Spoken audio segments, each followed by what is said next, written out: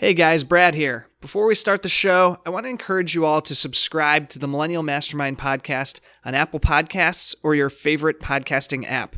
It's a great way to make sure that you never miss one of our most recent interviews. And while you're there, please leave a rating or review. It really helps others to find the show. Thanks.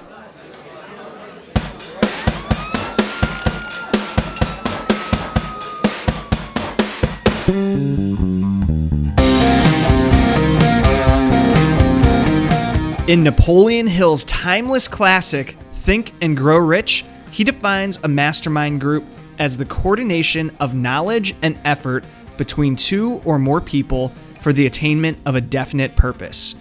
In this podcast, that coordination is created between you, me, and our amazing guests. Our definite purpose is achieving extraordinary results in your business and your life. I'm your host, Brad Mulvey. Welcome to the Millennial Mastermind Podcast.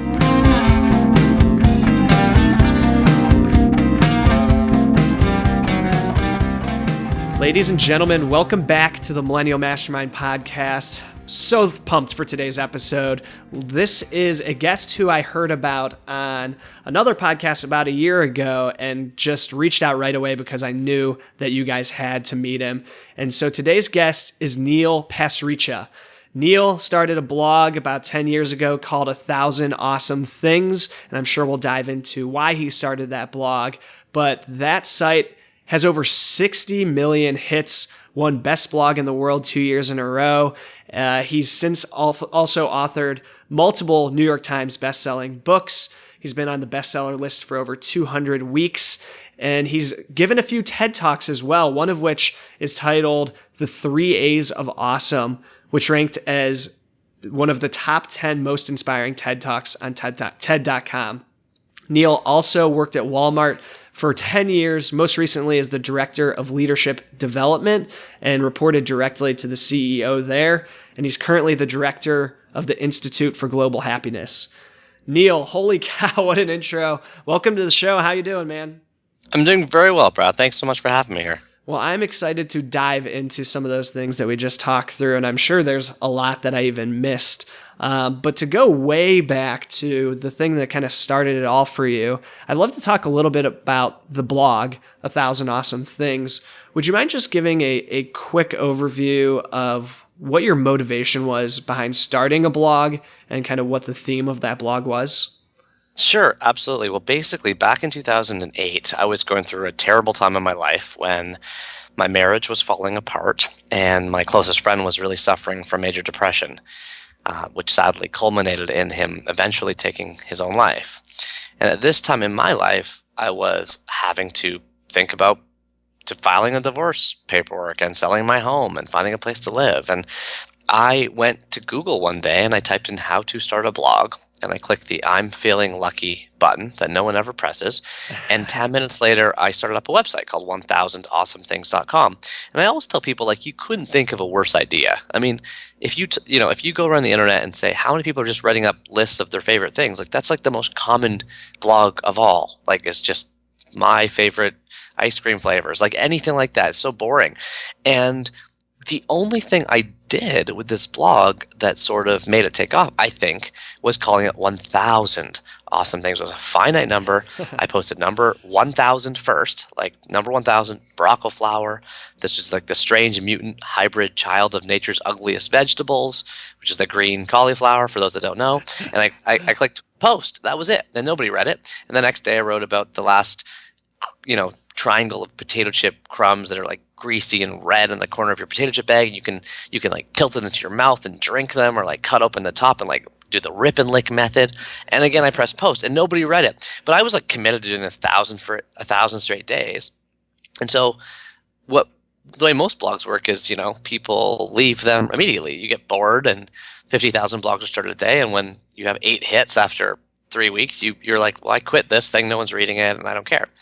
But for me, 1 month into it, one of my posts went viral. Just one. Like, probably when I was probably mentally around the time of going to quit it. Like, I was just like, oh, this is just for fun.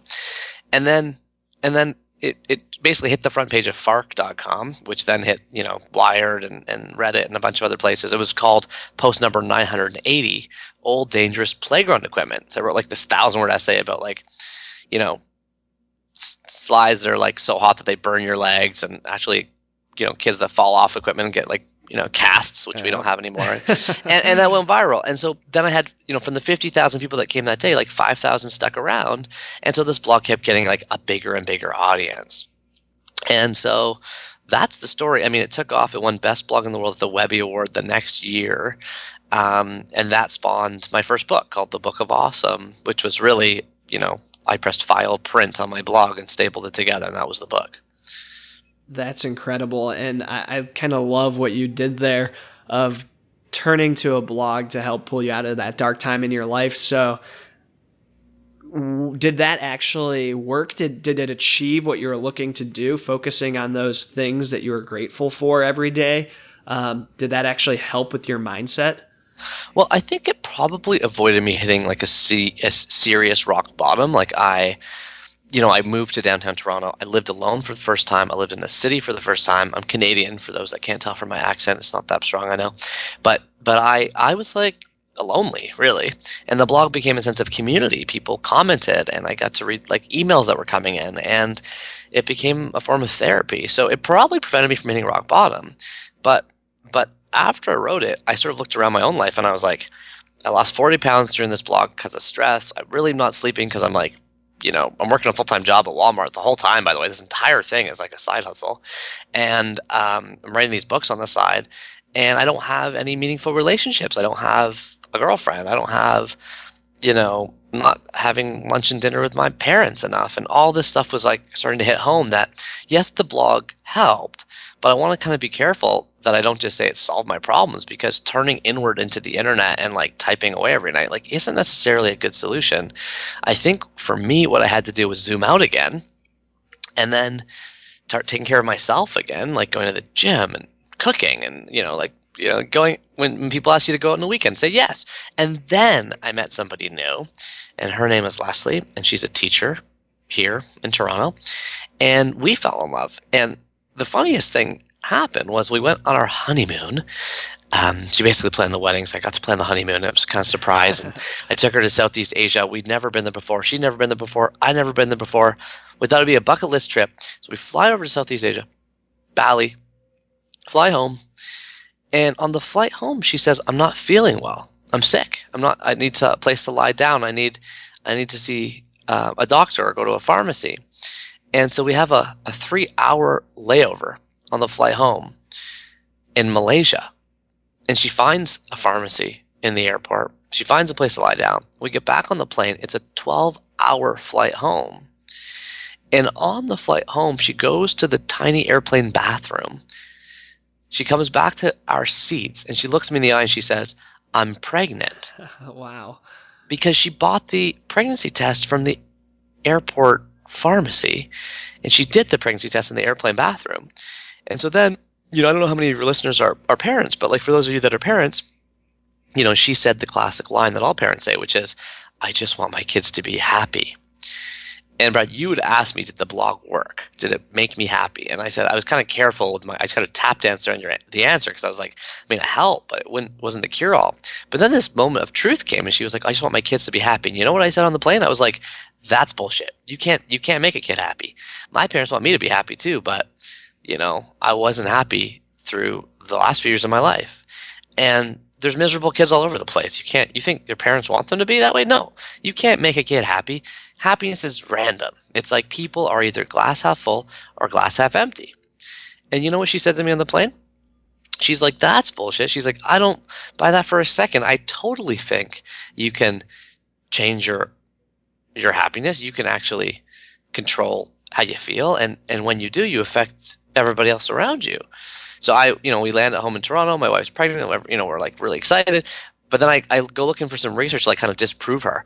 And it turns out that she's right. Like she actually was right. All the science suggests that you can do some specific tactical things to control your happiness. In fact, one famous study from Sonia Lubomirsky at Stanford, and now she's at the University of California, shows that 50% of our happiness is genetic. That's the part that we all think is glass half full, glass half empty. It's 50%. 10% is circumstantial. Okay, so who wins the election, or what's in the newspaper today, or does one of your family members have a health issue? These are circumstantial things that affect your happiness. But the interesting thing about the model is that 40% is based on your intentional activities. 40% is based on what you do. It's your actions, your thoughts. And that's the only part you can control, because you can't control your genetics and you can't control your circumstances. And it's the biggest part you can control. And so I then spent another year researching that. And that turned into my next book, which is called The Happiness Equation. And it was exploring what it means to be happy. And so I wrote that book as if it was a letter to my unborn child before he was born, so that if anything happened to me, he would have my little guidebook on, like, okay, here are the actual 9 things you can do to control your mindset every day. So that's incredible. And so, without getting into everything that's in the book and going through the 9 steps, readers can go ahead and check out the book to get the full scoop. But is there 1 or 2 main takeaways that throughout that research you really pulled away on how you could impact that 40% of happiness that's based on your intentional activities?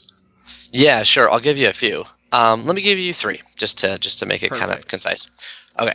1 is never retire.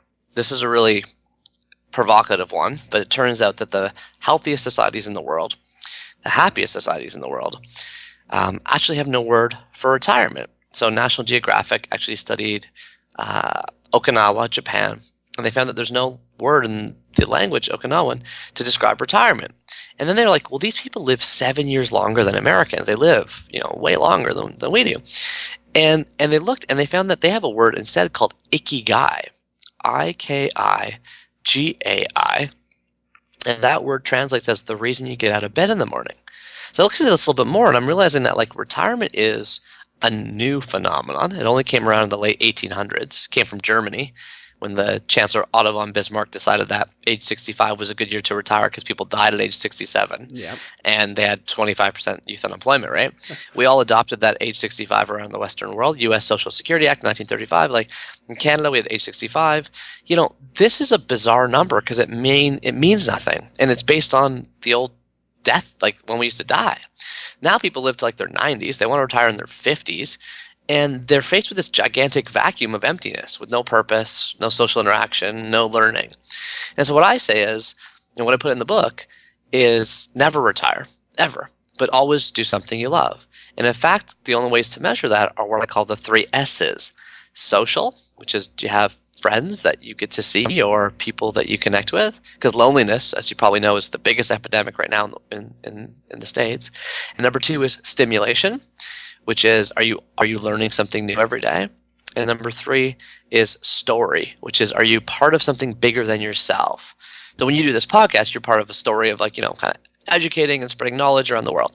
Like, that's something that you get to do by being a podcaster. But if you're at Walmart, where I was for 10 years, the story there is lowering the cost of living, around the world, helping people save money so they can live better. But every company has a story. So those 3 S's, social, stimulation, and story, are far more important than retirement. And that is one of the 9 things I learned about happiness. Do you want 2 really more? Cool. Yeah, let's go through the 2 more because I'm so intrigued already about ikigai, but I want to hear the 2 more. You got me ready for it. Okay, great. Another one is, there is no such thing as multitasking. So I researched multitasking. It turns out that the word multitasking was invented by IBM, like the computer company, in the 1960s. They said multitasking is when 2 processors appear to be simultaneously working, but really the switch rate between the 2 is just really fast. So actually, I realized that's what real multitasking is too. You don't actually, take your socks off while brushing your teeth. You take little breaks from brushing your teeth to take off your socks, and you take little breaks from taking off your socks to brush your teeth, and you end up spilling foam all over the sink and bouncing around all over the floor because it doesn't work. And so a really big problem with the world today is that we all think we can multitask when actually our brains can't. We have one processor in our brains, one brain. And so our technology is essentially disabling our happiness because it's causing us to switch all the time. McKinsey actually did a study that shows that 31% of our time at work is spent bookmarking, prioritizing, and switching between tasks. We are like Donkey Kong in Mario Kart. We can go really fast, but we take a long time to speed up. Mm-hmm. You know, so the takeaway in that chapter of the happiness equation is, you know, live in airplane mode, disable all texts, all alerts, notifications, like you know, doing everything you can to avoid the trappings of modern technology and the false god called multitasking, which doesn't actually exist. Yep. And I know that you live this one in person because you put your phone on airplane mode before we even started this podcast. So that's right. And I only took it off airplane mode to call you and say, like, my Skype isn't working for a second. But otherwise, it was in airplane mode all day. So that's two. And then I'll give you one more. I'll make this one really small so that I don't take up all the time, but just reviewing the book. But a big one is journaling. So I know you're probably thinking what I used to think, which is when I walk into a Barnes & Noble and there's a huge wall of journals, my East Indian parents taught me that's a ripoff. Like, that's just a bunch of blank paper stapled together with the picture of a cat on the front of it for $20. Like, I would never pay for that. My mama didn't raise no fool. And then the problem was that my publisher actually calls me up from New York one day and she says, hey, we're going to do the Journal of Awesome. And I was like, what are you talking about? She's like, we're going to take the Book of Awesome logo from the front of your first book. We're going to slap it on a bunch of blank paper. We're going to staple it together. And we're going to charge $20 for it. And I was like, man, cognitive dissonance. I was like, Mama didn't raise no fool. Give it a shot. Well, the funny part is the Journal of Awesome has actually outsold most of my books. Wow. It's just blank paper. And this is what the study says. It's University of Texas. The study has a cool name. It's called How Do I Love Thee? Let Me Count the Words. And they showed that two things. Couples in relationships who journaled, not even about each other. They just did the act of journaling, writing down something good about their day at the end of the day. They were 50% more likely to stay together after the 3-month mark. And I always joke when I share this, like 3 months is a really long relationship at the University of Texas. And then people like hiss and boo and cheer. And then I say, or any college campus, because it is just a long relationship in college. Very true. And then they've done other studies that show that people with chronic neuromuscular pain, if they journal for 6 months, you can actually reduce their pain medication by up to 50%. And so I'm like, why does this work? It turns out you got something in your brain called the visual cortex. It, you build a snowman. There's just a blizzard here in Toronto, so I'm thinking about snowman. You build a snowman? Same in Cleveland, so. Yeah, exactly. Area 17 lights up. Well, if you write a journal entry about building a snowman, the same part of your brain lights up. And if you read your own journal, it lights up again. You actually trigger the exact same part of your brain repeatedly. So that's why journaling is so effective. I actually call it the 20-minute replay, because you take 20 minutes and you get to replay the positive aspects of your day and let the negative ones sort of fall away. So zooming out, the 3 little happiness lessons I chose to share with you are never retire, do not multitask, and journal every day. Well, I appreciate you sharing those 3 things. And it's fascinating with the journaling, because it's pretty uncanny how many times that's come up in the 89 now interviews that I've conducted for this show. Journaling is always being mentioned, and for different reasons for different people. And so I'm so excited you went into a little bit of the science behind it and the actual physiological processes that are in place there, because you're not alone in calling that out as something that really contributes towards success. So I also wanted to go back to something you mentioned a little bit earlier that I noticed when I was doing a little bit of research for this interview, was that you worked at Walmart as the director of leadership development up until 2016. And so as I was looking at the timeline of when you started the blog in 2008 and came out with, I believe the first book was 2010 maybe? Yep. I could be wrong there. And then That's right. Okay. And then you also had these TED Talks sprinkled in, and you're doing all these things.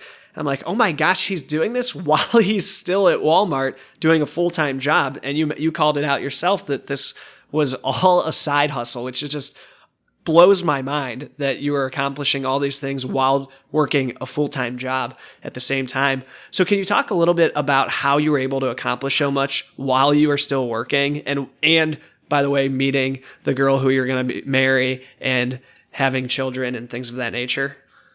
Yeah, some of your listeners might know another author named Chris Guillebeau, who's a good friend of mine, and he's written a number of great books like The Art of Nonconformity and The $100 Startup. And I actually went to his conference called the World Domination Summit, which is a really cool name. He holds it in Portland, Oregon every year, years ago. And I said to him, hey, do you want me to talk about side hustle? Like, do you want me to talk about doing a side hustle? And I remember at the time he was like all about quitting your job. Like, it was all about like, the art of nonconformity, like quitting your job and like traveling around the world and working from anywhere or whatever, right?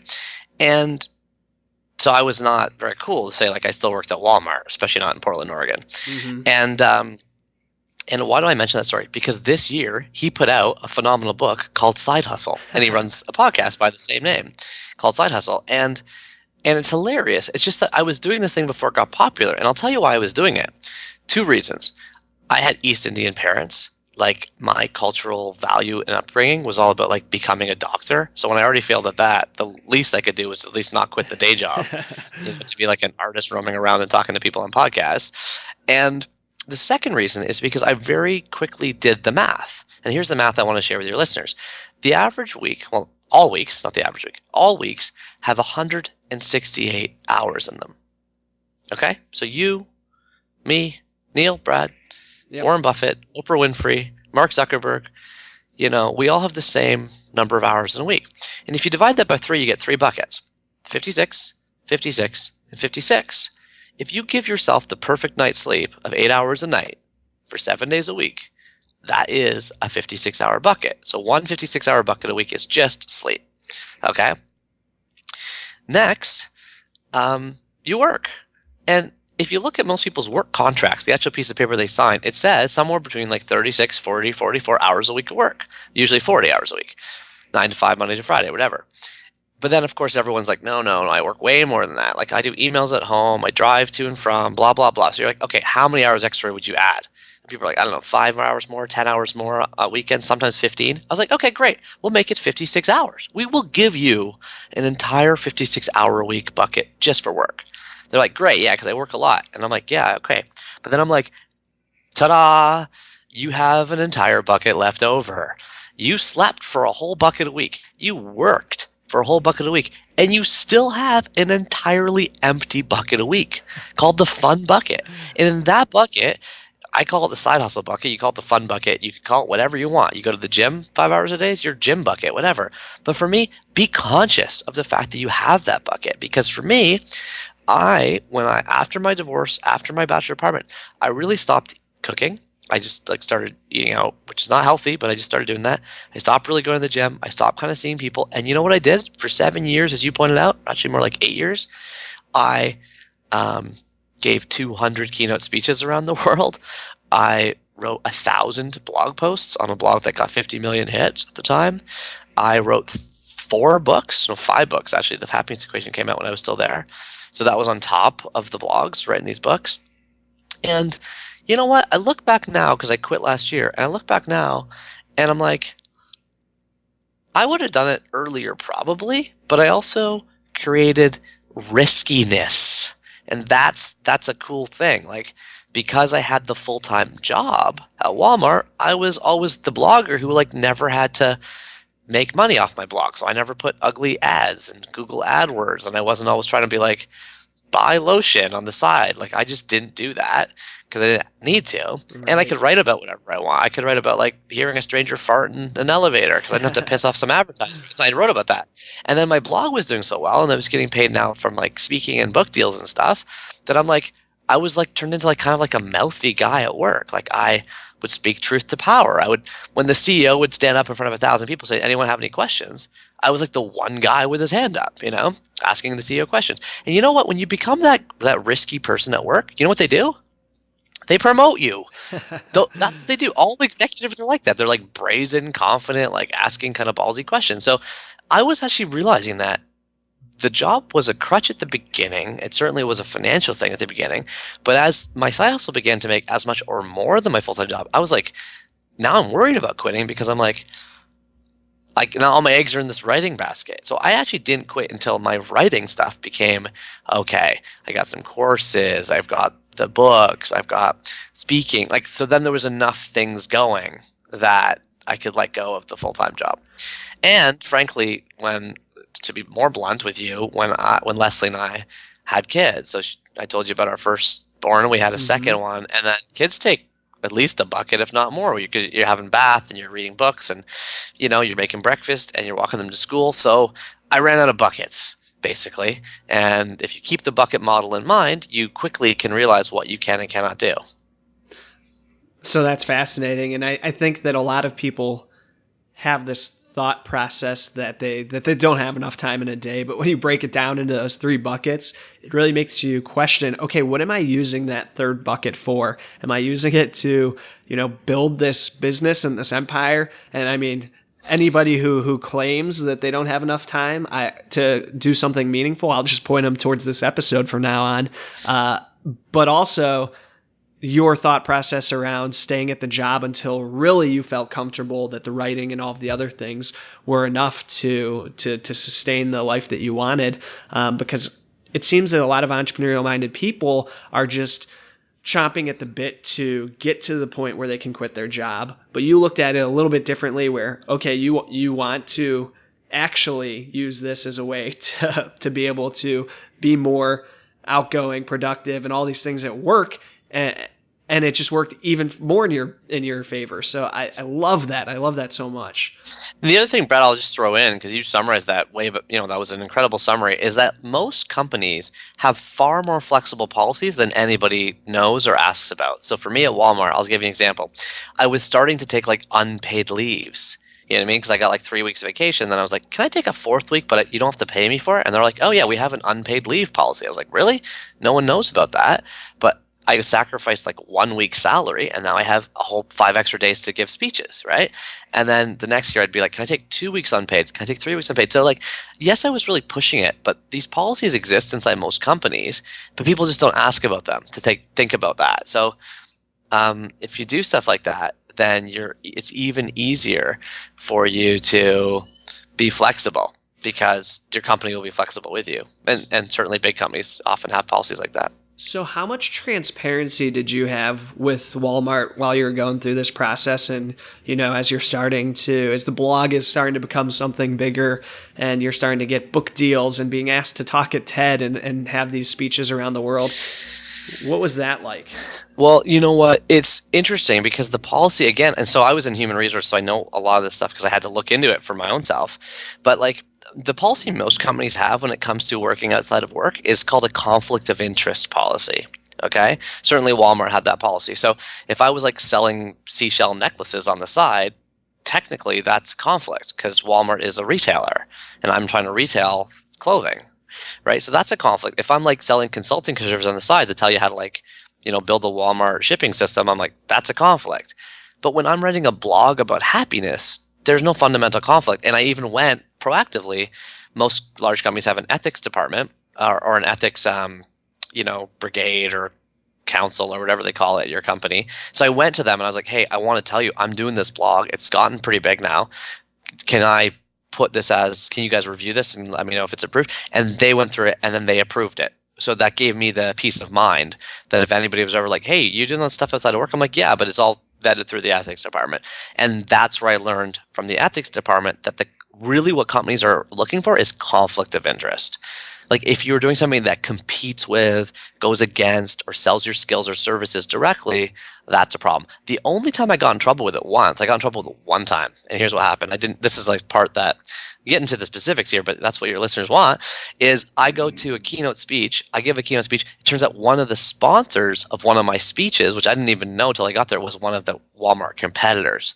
So I was like, it's sponsored by Target or whatever. I was like, oh, crap. That's that now it looks like a conflict. So you had to watch out for stuff like that. But then I just put a new clause in my speaking contract saying, cannot speak at an event sponsored by a retail company. Like, that was pretty easy to add. I just had to make the mistake the first time to figure it out. Yep, that makes a lot of sense, and I appreciate you sharing all that. Yeah. So your reasoning behind starting the blog in the very beginning, you went through and talking about trying to avoid hitting a bottom in a kind of dark point in your life. Now that we're 10 years later, you've accomplished a lot, and your life is looking very differently, and also the work that you're doing has expanded far beyond just the blog. What is your inspiration today to do the work that you do? This is a really hard question, and it's one that I'm really wrestling with now, because I'll give you a few examples of things I've been reading about lately. Here's 3. Diablo Cody. She wrote Juno, right? That movie got nominated for Best Picture at the Oscars, and that was her first ever movie. So she was asked, hey, what are you going to do for your second movie? How are you going to top Juno?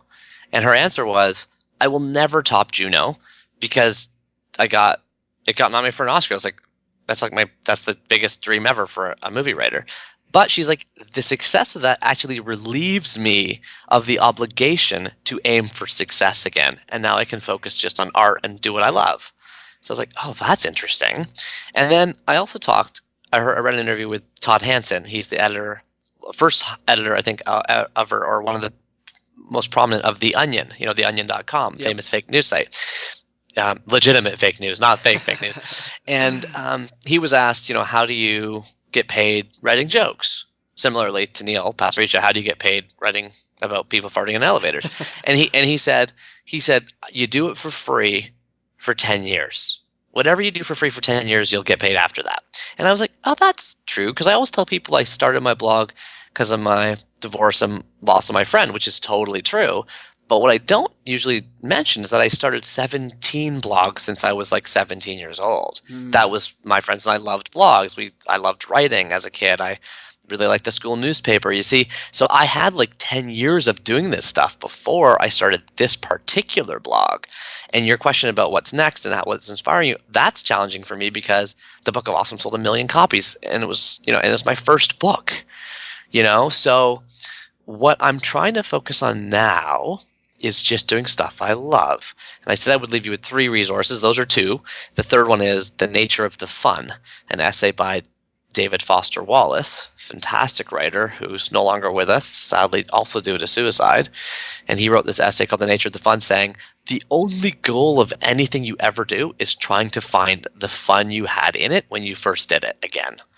Whether that was when you were a kid, when that was first, if you're a writer, when you first picked up the pencil, if you're a podcaster, the first time the high you got when you were recording with Angela Duckworth at the Cleveland Clinic, and the excitement you got of editing and uploading that episode and hearing from your fans, like that's the high you're chasing again. And if you can focus on the fun, then whether or not things are commercially successful, you relinquish control of them and let them be out of your hands. That's hard for me to do. I'm a really high achiever personality, but I'm trying to get better at focusing on pure art and focusing on purely doing things I love, regardless of whether or not they're going to sell, and just enjoying the process. Well, sounds so funny to say that's hard, but I'm trying to do that. Well, knowing you, they're going to be successful and sell anyways, because it's I'm sure that great things will come out of following your heart. So last question for you, Neil. If you had to go back and give a piece of advice to yourself, the 25-year-old version of yourself, is there one thing that from your past 10 years of experience you would really pull out and give as a piece of advice to your younger self at that stage in your life? Yeah, I think I had low confidence. I know I did. And when you have low confidence, you search for advice from other people a lot. You want to read the U.S. World News Report of the best colleges. Like, that's someone else's advice of colleges, right? You want to find the website where, like, 100 great writers tell you, like, what pencil they use. You know what I mean? Like, you're looking up advice. And as I got older and older, I realized more and more that all advice conflicts. And so I looked into this concept, and I realized that the greatest advice of all time have been institutionalized into what we call cliches, right? So a cliche is an old French word that means words that are used so frequently together that they can be attached together on a printing press. That's actually what a cliche was. It was a metal physical thing that you'd put on a printing press when the words were used frequently together. So I looked at cliches, and then I realized that all cliches conflict. So I'm like, is it actions speak louder than words? Or the exact opposite, the pen is mightier than the sword? Is it, the early bird gets the worm? Or is it good things come to those who wait? Is it absence makes the heart grow fonder? Or the exact opposite, out of sight, out of mind? And I'm like, wait a minute. If every single cliche, which is like, again, you hear these quotes all the time, like out of sight, out of mind. Early bird gets the worm. Like Rolling Stone. Every single one of them has a direct opposite. Right. So I'm like, wait a minute. When I was asking people when I was 17 what college or university I should go to, were they telling me what I should do, or were they telling me what they should do? Right? And so I look into this more, and it turns out that I believe, and one of the most famous quotes about advice of all time is, when we ask advice, we are only looking for an alibi. When we ask advice, we're only looking for something that confirms to something we already know but are not confident enough to do. So I mentioned the happiness equation's 9 secrets in it. The very last secret of the whole book is expanding on this theory, and I share why and examples how. And ultimately I end the book with, don't take advice. After giving people 8 prescriptive things on happiness, my last secret is don't take advice. And the point is, do what feels right to you. So that would be the advice I wish I gave my old self, because maybe I wouldn't have worked as long as I did, or I would have dated a little bit earlier, or I might not have got married the first time. Like maybe I would have felt that differently. Not all my friends are married, all my friends have kids, I'm not. I gotta get married. Like maybe I would have thought differently about that, right? And so don't take advice is my best advice. The answers are all inside you. Simply mine yourself. Go deep inside yourself. Stare at a wall or a sky or a cloud or read fiction and do things that uncover your truest, most authentic personality, and then follow those clues. Those will be what makes you happiest over the long run. That is a beautiful place to end it. So Neil, undoubtedly people are going to listen to this and want to learn more about you. Where would you point listeners to check out more about yourself and what you're up to? All my stuff is at globalhappiness.org. So if you go to globalhappiness.org, you've got all my books, all my TED Talks, all my resources, everything. And actually, I also feel, but if I may, Please. There's just like an end of the podcast community. These are people like me who, when they listen to a podcast, must listen to the very end. Like I'll be at the gym and I'll be like, I'll just stay 15 minutes in a chair because I got to listen to the end of this podcast. Yep. Or like I'm driving late at night, right? So if you are one of those people and you're listening to this right now, email me. I'm just Neil, Neil, at globalhappiness.org, and tell me what you thought of the show. Obviously, if you say something really nice, I'll forward it to Brad and I'll be like, look, it was a great conversation we had, and it wasn't just alone in 2 silent rooms in the Northeast. It was like we talked to people, and I think that community stuff is really important. So if you feel like dropping me a line, certainly I'll guarantee you a reply, and I'm happy to answer any question or throw out a book recommendation, whatever you think I can help with. It'd be my pleasure. Well, that is so awesome and generous of you to share that, Neil. And if the advice or the feedback you receive is pretty negative, you just keep it to yourself. I don't even need to hear about it. I will do. No, but thank you so much for coming on today. I love this conversation. I'm so excited to share this with the audience. So thank you, Neil. I appreciate everything that you shared today and everything that you're doing over there at the Institute for Global Happiness. And I think you're doing really powerful work. So thanks for all that you do and all that you shared. My pleasure, Brad. And right back at you. You are doing a labor of love and a big service to the world by making these shows. And from one person to another, thank you for all you're doing.